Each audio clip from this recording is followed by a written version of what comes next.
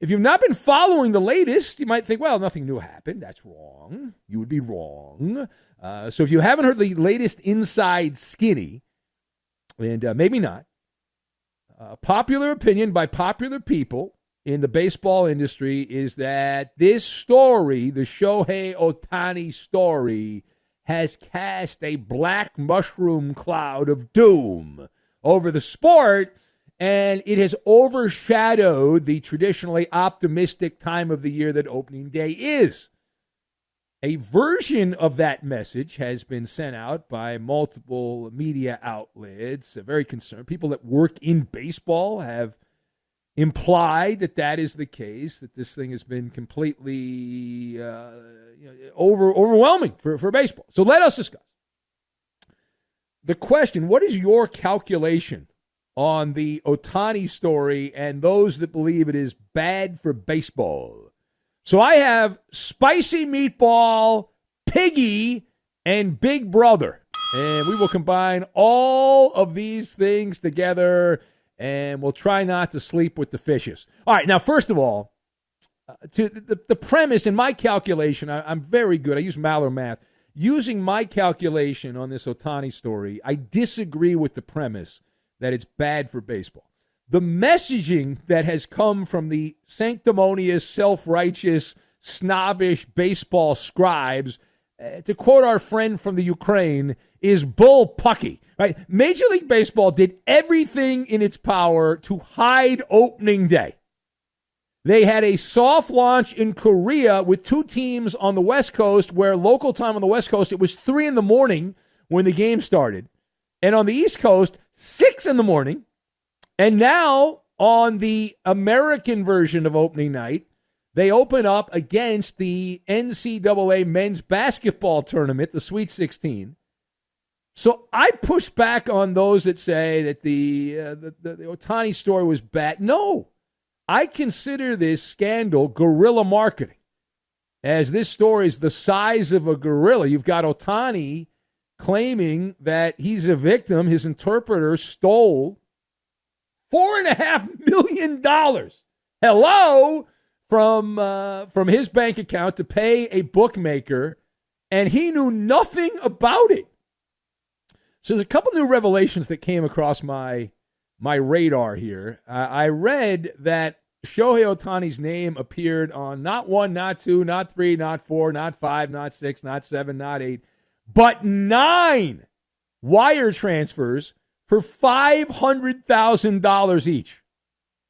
And that money, the allegation, was stolen. But in order to wire that much money, you have to get multiple approvals from the federal government. All right, so it's a wild story, but that money went supposedly to the bookmaker based in Orange County, and it went unnoticed. It went unnoticed by Ohtani. It went unnoticed by his financial people. It went unnoticed by his agent. Why has he not fired his agent? I would fire everyone. If they allowed $4.5 million of my money to get stolen and they didn't catch it and I pay you, what do I pay you for? So if Ohtani's name was mentioned by the bookmaker, right? And that's the other part of this, right? That's the other part of this, because the story claims, Ohtani's argument is, hey, I was the victim here. But the story is that the bookmaker was using Ohtani's name, and that he was out there telling people in Vegas that Ohtani was one of his clients.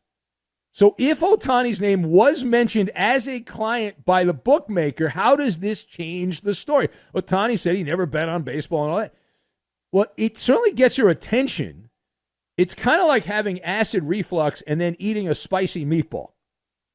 And I try to figure out a way that this story could be believable from Ohtani. I'm having a very difficult time. I don't know for sure. What do I know? You don't know either. But it's logical to think that a bookie would not front Joe Schmo $4.5 million unless he knew that Joe Schmo had a big whale, right? A big whale behind Joe Schmo.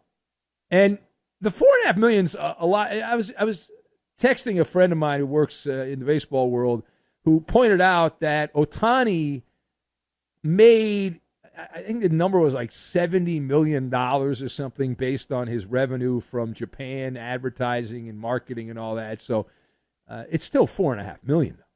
Right. And if the bookie did mention Ohtani's name over and over and over, it just eats at the credibility. Like the Austin Powers International Man of Mystery in hot water.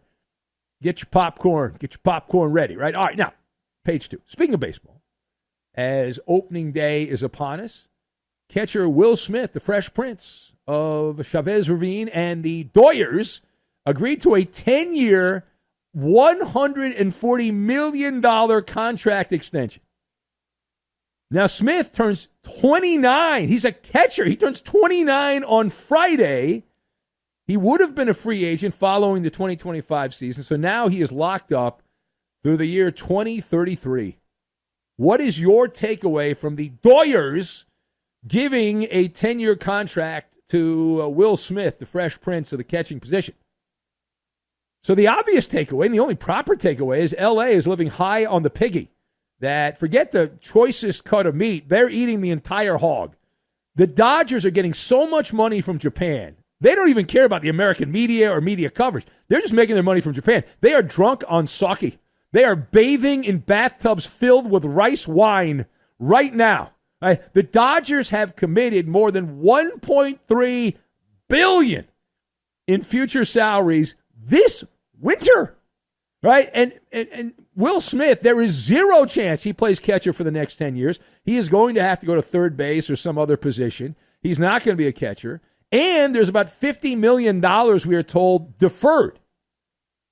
So the money goes down in value thanks to our political hacks in Washington, D.C. It doesn't go up in value. So the contract, that $50 million is not really, it's $50 million down the line in deferred money. So what Will Smith is going to do, we would imagine, is just move to a non-income tax state, and then he'll keep that money. You can't tax that money. He'll be good.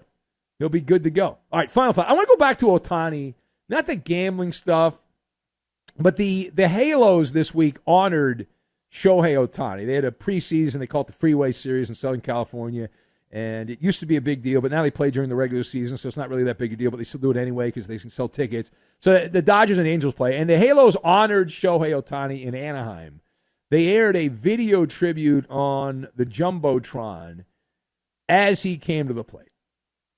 And I have no skin in the game on this when it comes to the Angels, but did the Angels screw up by giving Shohei Ohtani a video tribute? So we went into the Maller think tank, and I spent several minutes thinking about this. The answer is 1,000%. We have gone way too far in modern sports in general. There are scrub NBA players that get video tributes. This should be saved for only rare and appropriate. I don't put Ohtani in that category, and I'll tell you why. I consider this pandering. It's virtue signaling by the Angels. The lame tradition needs to end, and it should have stopped with Ohtani. Ohtani never was good enough to lead the Angels to the postseason. That's one issue. The bigger Komodo dragon in the room, though, what Ohtani did, and I'm happy he did it, unless he gets suspended for life. Maybe they'll allow me back at Dodger Stadium. But it's like your wife leaving and divorcing you for a richer, better-looking big brother of yours, right? I mean, the Dodgers run L.A. The Angels wish they were the Dodgers. They play in Anaheim. They want to say they're the L.A. Angels. They're not. But they claim that because they want to be like the Dodgers. And so that guy, your star, went to the team that you're trying to be like, and now the rest of his career, unless he's suspended, either way, the older bro, right? The Dodgers, the older bro, and Ohtani ran off and has had a long-term affair with him. And you still gave him a gushing tribute? Am I missing something? Like, what do I know, right? I'm doing the overnight show, but that does not seem like a good way to do business, right? Why? Why would you do that? Did you have to do that? You didn't have to do that.